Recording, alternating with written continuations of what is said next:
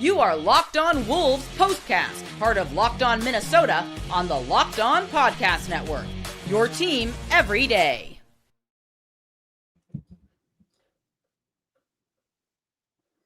Hold on, Jack. Hold on. My eyes are still adjusting from that key lime green court I just stared at for 2.5 hours. All right, there we go. T-Wolves dominate the Jazz, 137-97. That's your final at the Target Center. Wolves move to 5-4 on the year. What's happening back in the lab, back at it, another T-Wolves postcast. All part of the Locked On Podcast Network, which, by the way, thanks to you guys, is now the #1 sports podcast network around. How about that? That's Jack Borman, Wolves expert, NBA expert. Give him a follow on X at JRBorman13. I'm Luke Inman at Luke_Spinman. And of course, got to follow Ben Beacon, host of the Locked On Timberwolves show. Remember to like and subscribe. Find all the video on the Locked On Wolves YouTube channel. And of course, all the audio wherever you find your podcast. Lots to get into, Jack. Wolves dominate. Just domination in game one of the in-season tournament. We'll talk about that. Plus, how'd the Non-Rudy minutes fare tonight this time around? But first, Jack, just off the top, like we always do, this was like varsity squad versus not even the JV team. This is like varsity versus freshman out there tonight. Right from the opening jump, I mean, Wolves slammed on the gas and they just never let up, right? Top to bottom, total domination, offensively, defensively. Julius with his second triple-double of the year. J-Mac with another nice offensive performance. He had 22. And then the king, Ant-Man, 37, because sure, why not? Give me your big picture, right? 60-second kind of knee-jerk reaction just to kick things off. What's the one or two things that really stuck out the most in game 9 of the season? And I guess Ant's second game back from that tweaked hammy. Yeah, I think, obviously good for the Wolves to get off to a 1-0 start in NBA Cup West Group A play. Yet to play the Kings, Suns, and Thunder, but it's a pretty easy group outside the Thunder. I mean, it was important to not only win, but to run the score up because point differential is the second tiebreaker and points scored is the third tiebreaker behind head-to-head score. So really important for the Wolves to win and win big against these bad teams in this situation. But the biggest takeaway for me was just that I thought Ant and Julius both did a tremendous job of initiating the offense and blending kind of who was initiating, who was scoring. I think the two of them just did an excellent job of keeping everybody in a rhythm all night long. And the offense had a great zip and a great flow to it, regardless of what lineup combinations were out there. And I think those two set a really strong tone, Ant especially in the first quarter and Julius especially in the second quarter. The Timberwolves got out to 43 points in the first quarter, which is the most they've scored in any quarter this season. They had 22 assists in the first half, which is a great mark. That was a season high for them, and I think that was indicative of the way that their two best players played in a super unselfish way, and I think was kind of the proof of concept, if you will, to the not necessarily needing a traditional point guard theory that Chris Finch is kind of running with right now. And then you talked about it, J-Mac, right? Jaden McDaniels, last season, Jaden McDaniels took 10 or more shots in only 41 games. And this season, he's done it in all 9 games, which is tremendous to see. And it's just not really true that the teams are going to be able to successfully hide small point guards that don't play defense on Jaden McDaniels. And I think, Ant and Julius both did a great job of looking for Jaden and finding him and wanting to get to him early because they knew that was a matchup advantage for them. And, all three of those guys were in double digits in the first quarter. And, again, like I said, for Jaden to take that next jump as an offensive player, as a scorer, I think really increases the ceiling of this team, but it also raises the floor of this team because that if either, Julius or Ant may not have it, that he can scale his game up. And, for him to, like I said, take 10 or more shots in all 9 games this season, he's shot 50% or better in 6 of those 9 games. And Jaden McDaniels, I believe, is now 11 for his last 17 from three over his last 5 games. So, just really good stuff from the Timberwolves' big three tonight. Yeah, no doubt about it. Offensively, really it just hasn't been the problem so much as defense, as we've talked about night in and night out. Let's get into the biggest turning point from this. Time to reveal where the game was won or lost. It's the turning point. All right, dude, not often we can look in the camera and just say with a straight face, the opening tip might legitimately be the turning point in this one. J-Mac with that thunder slam in like the first 5 seconds, and who's getting who, man? From that point on, it was just off to the races. But biggest turning point in this one, when was it and why, Jack? Yeah, it was for sure that opening tip. I don't think I've ever seen that where, it wasn't a loose ball. Jaden just went up to, I think it was Keontae George, just ripped it out of his hands and just went and threw it down. I think that just set a great tone that the Wolves were, not there to mess around, that they were coming in to take this game really seriously on both ends of the floor. And I think that set a great defensive tone for the Timberwolves. I mean, they allowed 6 points in the first 7 minutes. They built a 26-6 lead by like the 5.5 minute mark, which was, I think kind of put everybody at ease in the stands and just kind of let everyone have a party from there on. And I think, I was talking to a couple of people on Media Row, like, is this more that the Jazz offense is this bad or that the Wolves defense is playing well? And I've sat up here and criticized the Timberwolves quite a bit early on in the season, but I think the Timberwolves defense just showed that they were coming to play tonight. And I really liked the way that they all flew around. I thought Rudy Gobert got on the perimeter and contested shots really well. I thought, Jaden and Julius and Ant and Dante too, all did an excellent job playing the passing lanes and making it difficult for the Jazz to, make passes that they wanted to make and had to go to their kind of second or third options and just disrupted the flow of the Jazz offense early. And the Jazz started 2 of 13 from the floor, just 1 of 6 from 2, 1 of 7 from 3. And they had more turnovers than assists halfway through the quarter. So, and then, also, you got to give credit where it's due to Julius Randle guarding Lauri Markkanen. Lauri Markkanen only had 1 point through the first, half a quarter, a little bit more than that. So I think when it allows when you don't allow the other team's best player to get into the game, I think it just makes it more difficult for other guys to find a rhythm. And the defense I thought tonight was tremendous. They allowed a season low 97 points and had 20 stocks, which is a great number. Steals plus blocks. They had 10 of each.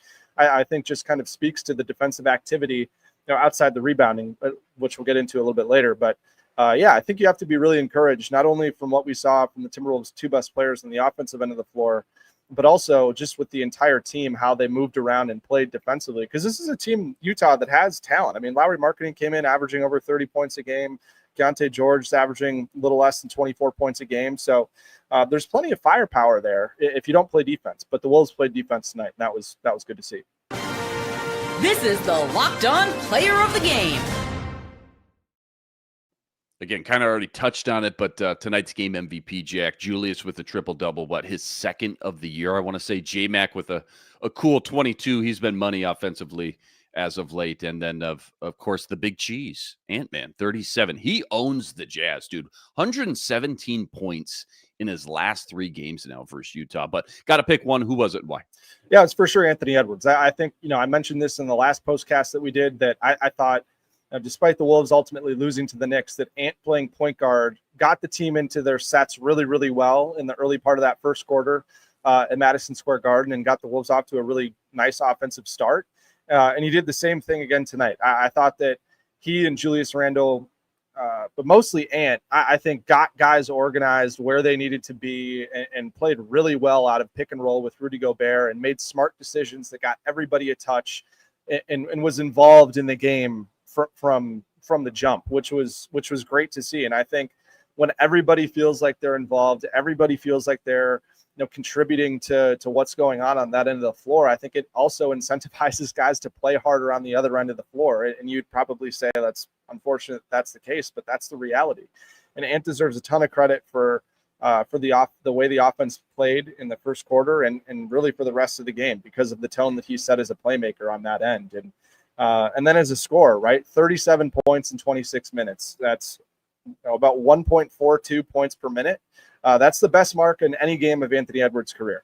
It's his second career game scoring at least 30 points in less than 30 minutes played.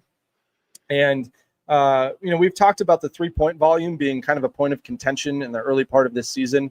But Ant got up 10 threes in the first half alone. He was 6 of 10 from 3. And I think the fact that he hasn't abandoned that part of his game with, adding to his game kind of at the rim and in the mid-range, I think is super important because the Wolves, again, 36 threes they got up tonight, not necessarily a great number, but they shot 47%, made 17 of those 36. And, and that was really important, especially in a night where Dante DiVincenzo just didn't really have it. He got hit in the face a couple times early in this first quarter that I think just made him really uncomfortable. And I think he was in a lot of pain throughout the game, had to switch masks too. And that comes after, Dante took just 4 shots. All of them were threes tonight after 3 straight games of getting up 11 made threes. So I think for Dante to kind of have a night off, for Ant to be able to slide into that role and take a bunch of threes against a team in Utah that's been the worst 3-point defense in the league, at least in terms of 3-point differential and 3-point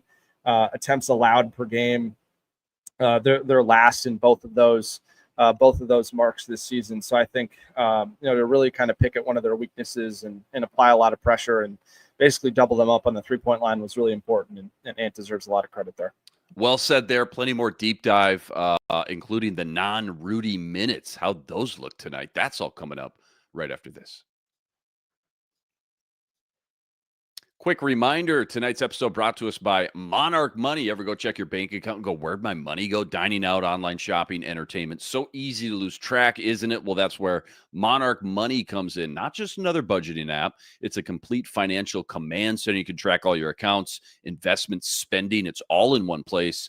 So you stop just managing your money and instead you start building some wealth. Take control of your finances with Monarch Money. Use the code LOCKEDONNBA at monarchmoney.com for 50% off your first year. That's monarchmoney.com. Code LOCKEDONNBA for half off your entire first year. This episode also brought to us by Prize Picks. Prize Picks, without a doubt, most fun I have playing daily fantasy because you can win up to 25 times your money this NBA season. Why I love it.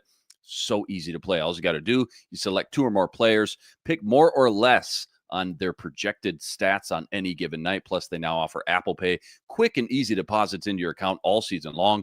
Right now, go to prizepicks.com/LockedOnNBA. Use the code LockedOnNBA. You're getting a first deposit match up to $100. That's promo code LockedOnNBA at prizepicks.com/LockedOnNBA.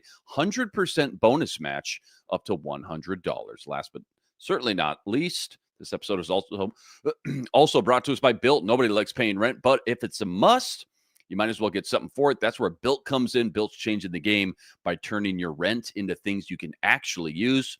When you pay rent through Built, you earn flexible points.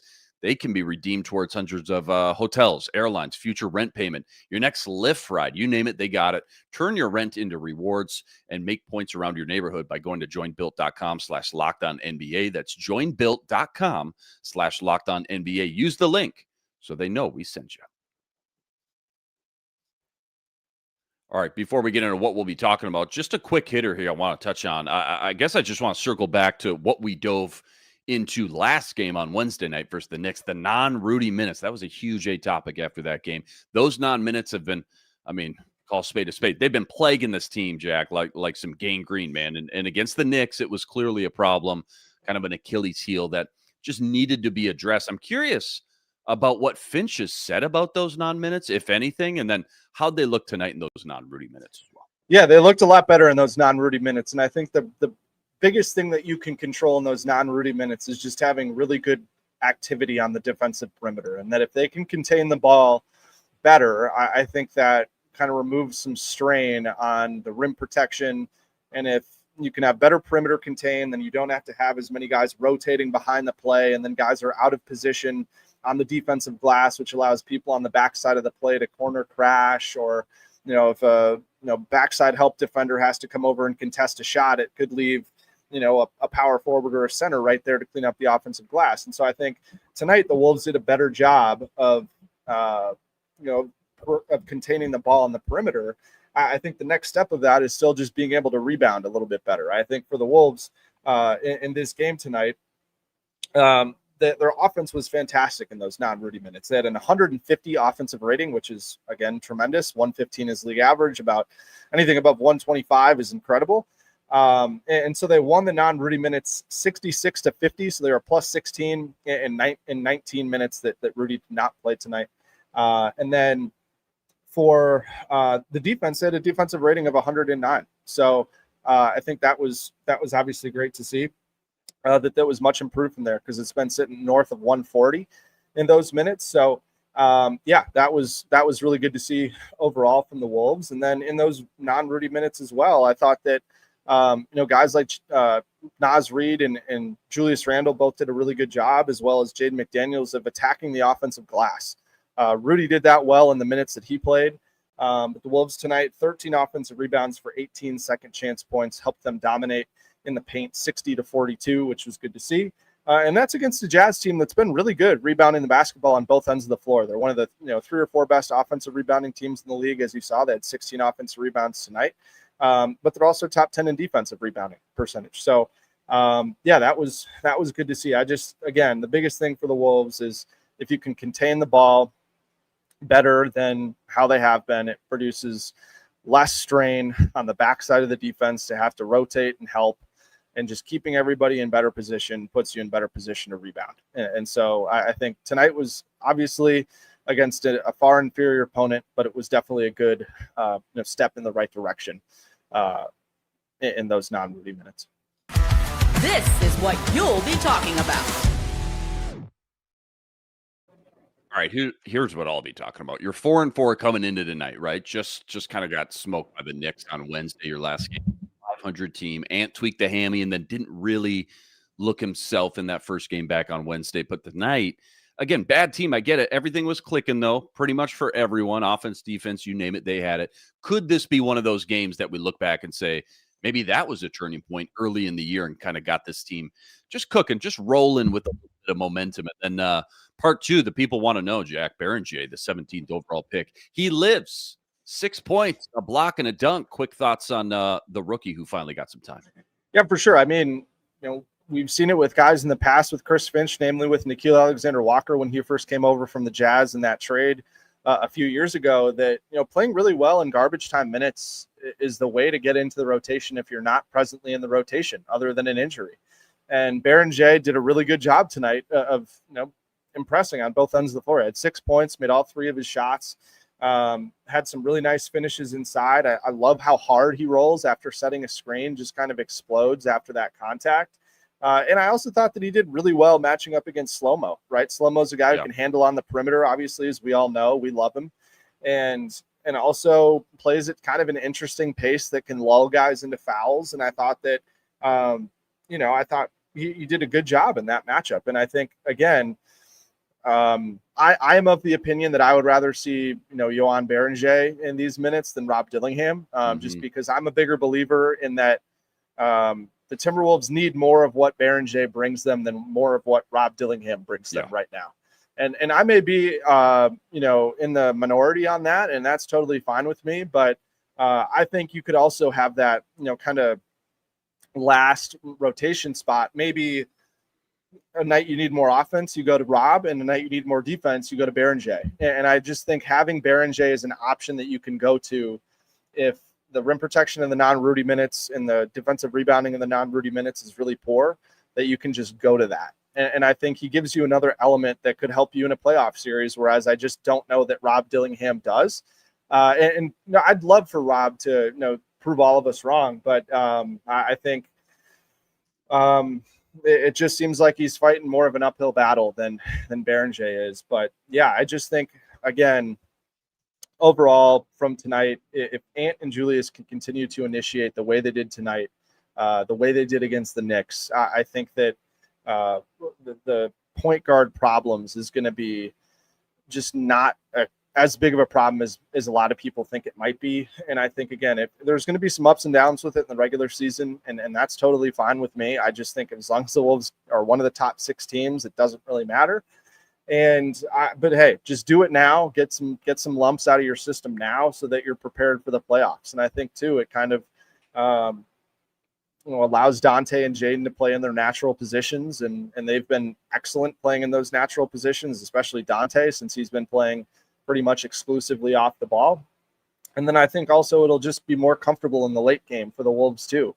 That you wouldn't have to rely on, playing in the late game without a point guard after you have a point guard the whole game, because you're going to have Ant and Julius out there. So, overall a fantastic night for the Wolves. I think you've got to be happy regardless of who they played. That how many times have we asked against a poor team that the Wolves really run the score up? Yeah, and that's exactly what they did. Controlled what they can control. 1-0 in Group A, and we'll ready for more. We'll take it. Fantastic points as always, Jack. Fantastic game for the Wolves. They cruise past the Jazz in game 1 of the in-season tournament, 137-97. That's your final. 5-4 now on the year. Much love to all you guys, all the everydayers out there that always make us your first listen. All you guys come in the chat with us. Like and subscribe if you haven't already. Go follow Jack at JR Borman 13. And we'll catch you Sunday in Sacramento, West Coast trip. That's an 8 p.m. tip. Until then, signing out.